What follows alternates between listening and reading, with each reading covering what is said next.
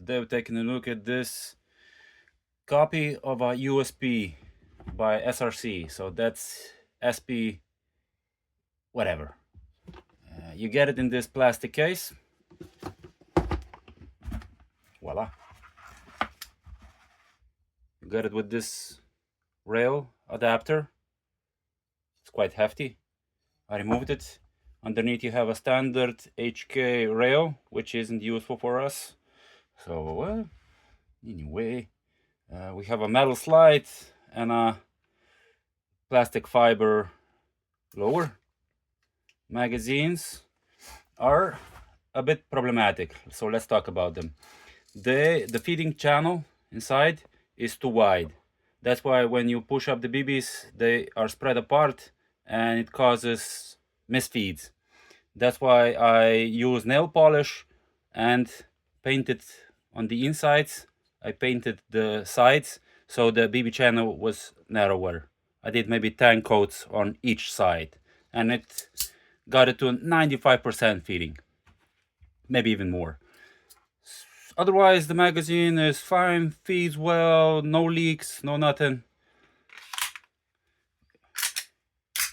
We got nice recoil. Function test, you have a safety,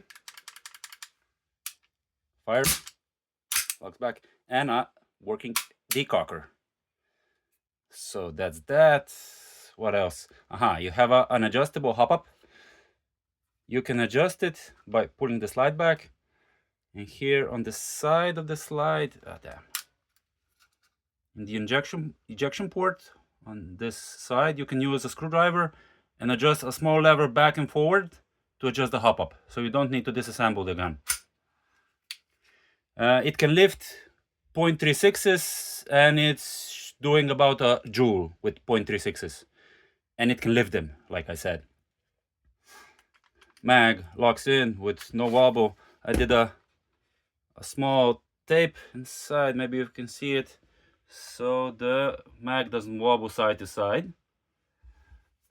What else?